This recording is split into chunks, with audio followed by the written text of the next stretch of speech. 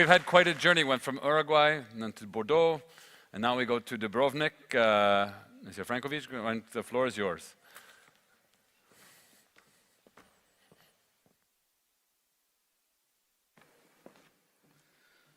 Dear ladies and gentlemen, good afternoon.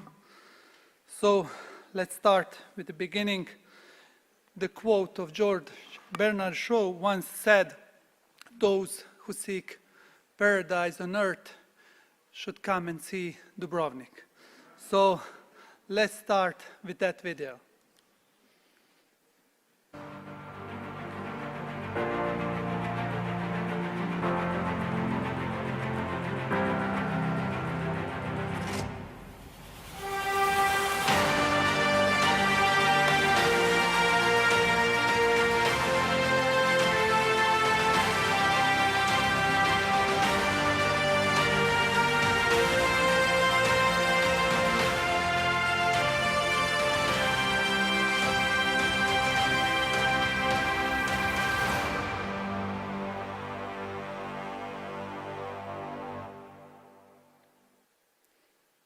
So that is Dubrovnik. I assume that most of you already knew about Dubrovnik, one of the most famous towns, but one of the towns that really had a problem in the recent past. So this is why I'm going to present to you the program Respect the City that we implemented 2 years ago. The year of 2019 is the year of culture for Dubrovnik. We have many culture anniversaries. This year, 40-year anniversary of UNESCO World Heritage List. 20 years since Dubrovnik was removed from the list of endangered World Heritage List, since, as you all know, Dubrovnik was severely damaged in 1991 due to the war. Also, this year we have anniversary of the 10th inclusion of the festivity of Saint Blaise on the representative list of intangible cultural heritage of humanity, and 600 years that we have the Orlando statue on the main square in Dubrovnik. As well, 70 years of Dubrovnik Summer Festival.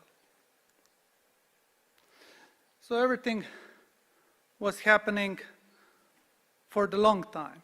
We had to cherish what we have now. We have to remember what we had in the future, and also in the present history. Just 10 years ago, we had the war issues. Dubrovnik was absolutely completely damaged. And due to that, we organized a special exhibition in UN building where we present exhibition of Dubrovnik, a scarred city that was severely damaged and that was restored in just few years.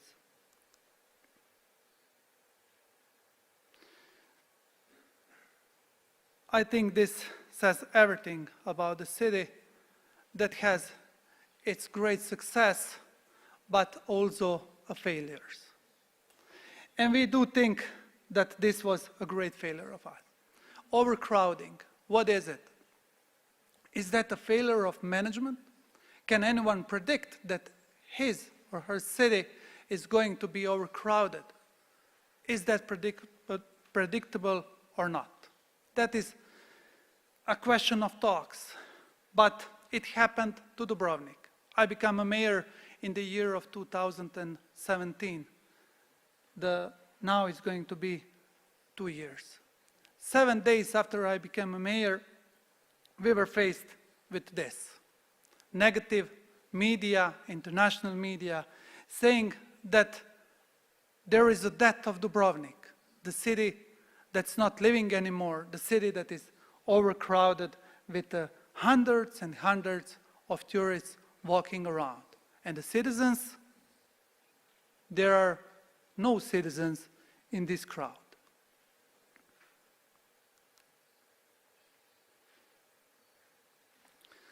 When you come in Dubrovnik, the first thing that you see are the large cruise ships.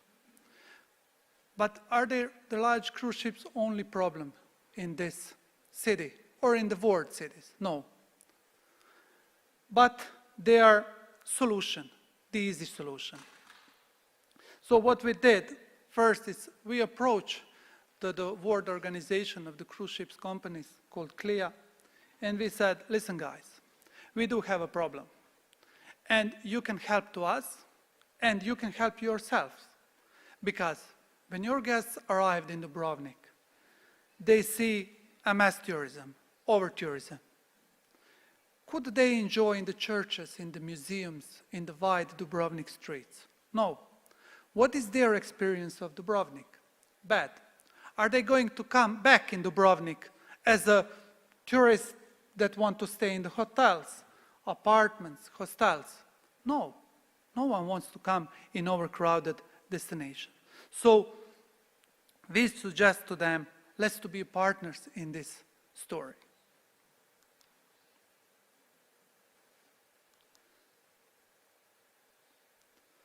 So we implemented the program that is called Respect the City.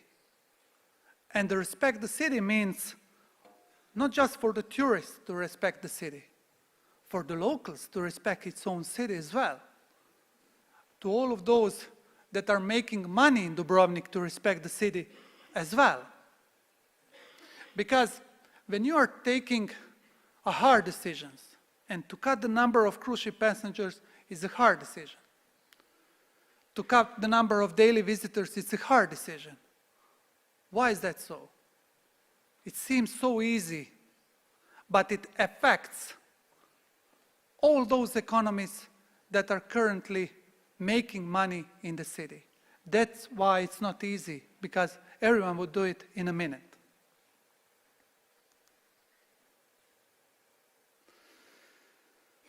So what we did to protect our city? Protecting and respecting the heritage start with us, the political and business leaders, the locals, and then the tourist industry and the travelers.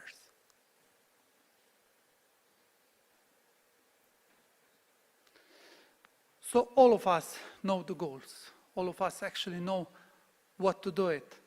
But we just need to dare and to do it. It's not that hard. So what Dubrovnik city did is the tourism development strategy, as well as the provision concerning the cruise industry in the city of Dubrovnik, have been prepared and adopted by the city council. Better coordination and distribution of the passenger embarkation and disembarkation time with the CLIA jointly as the partners. And one-day trip organizers have been instructed to avoid organizing their trips on Thursdays and Saturdays, since those days are the most busy days in Dubrovnik. So we make a lot of new city acts. We freed the spaces in Dubrovnik. How did we do it? We cut the number of tables and chairs in the old city of Dubrovnik. We opened and widened our streets for the tourists to freely come in the city, to enjoy in the city. We do not want that our city is recognized as over-tourist city and as a city with just the restaurants and chairs inside of it.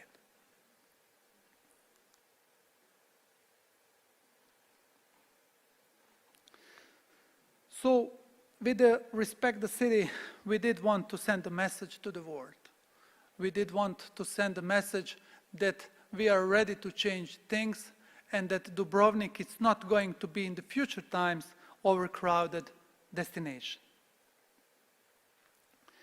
We implemented many of the new rules to the citizens and to the tourists.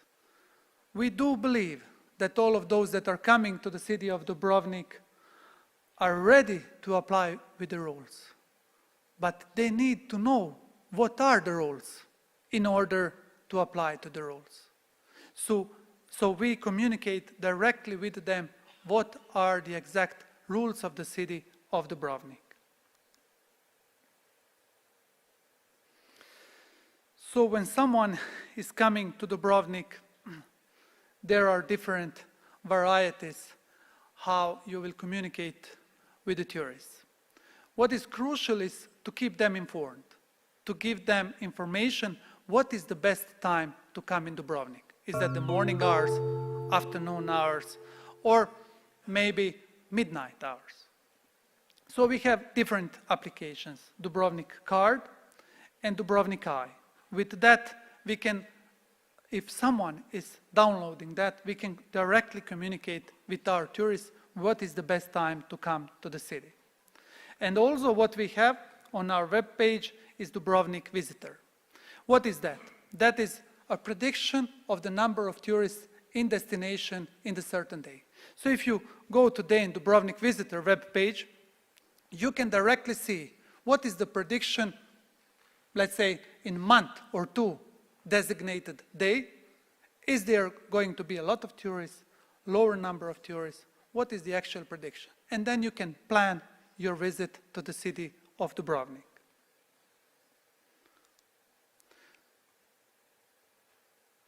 For the 2019 and for the 2020, we again complied with the new rules of managing the city, managing the arrivals of cruise ships in Dubrovnik, and managing departure of the cruise ships in Dubrovnik. And the year of 2018 was the first year, after so many years, that we didn't have rushes in the city. First year that people could really enjoy in the city of Dubrovnik.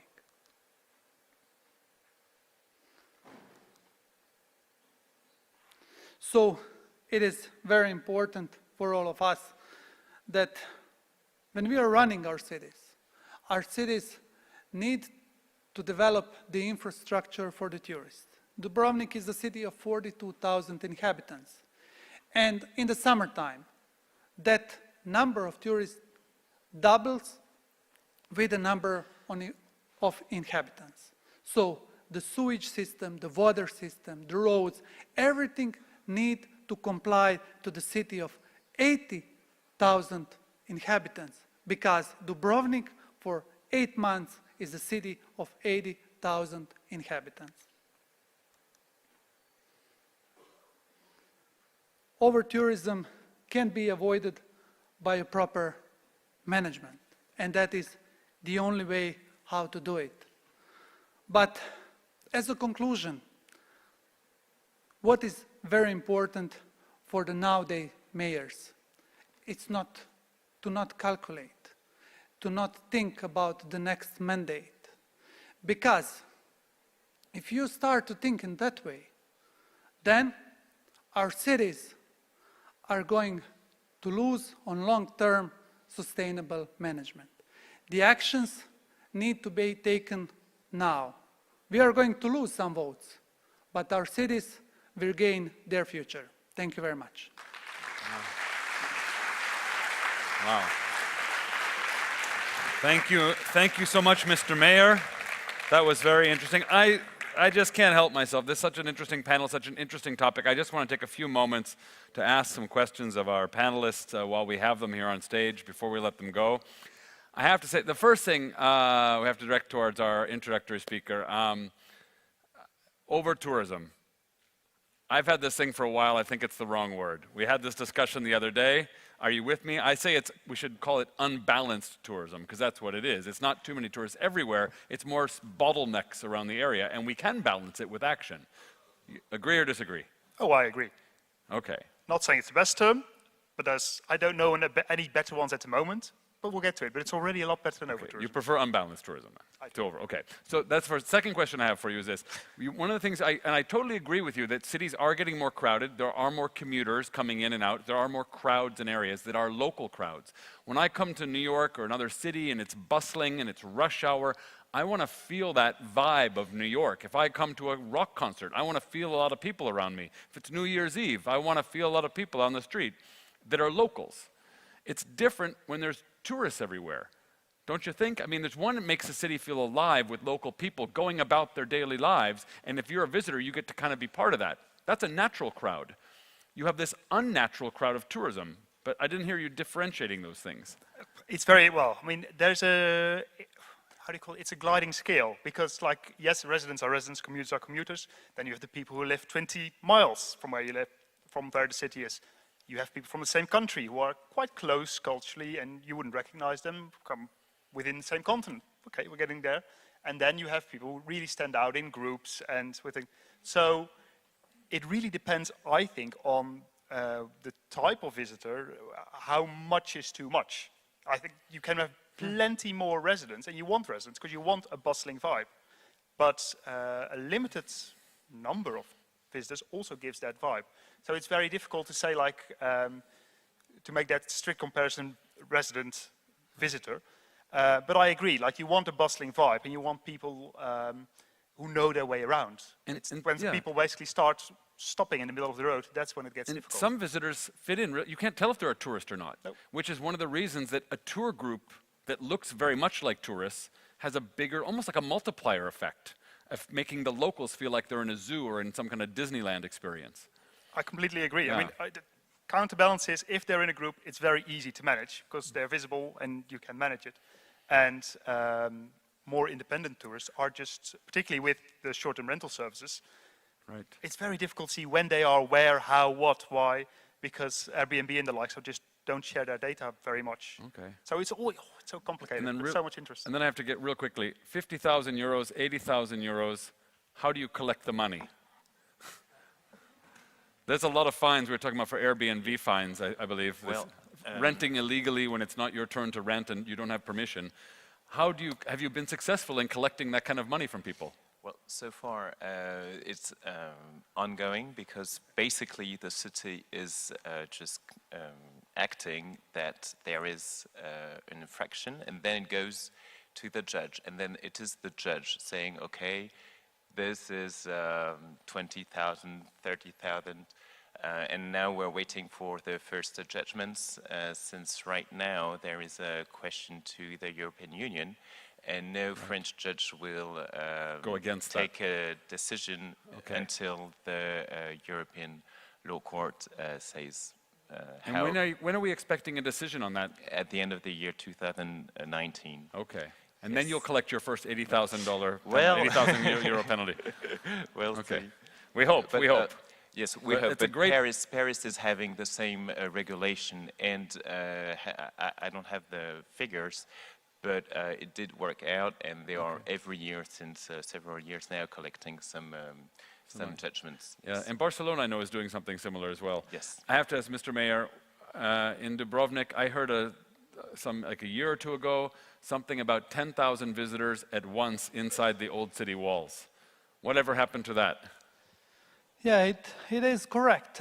We used to have 10,000 and more. We had around 6 to 10 cruise ships at the same time in Dubrovnik. Now we have a capitation and you do not have more than 2 cruise ships in the same time. But did you have a limit? Wasn't there like a physical limit? You said we are not going to allow more than 10,000 people inside the old city at one moment. Yes, but you have to understand Dubrovnik history. We were always open town to everyone. So we do not want to put offenses. This is not a tourism. So it's better to speak with the stakeholders, such as cruise ship companies, travel agencies. And we do have a problem. Airbnb is a problem worldwide because they do not adapt with regulations of the cities and the countries.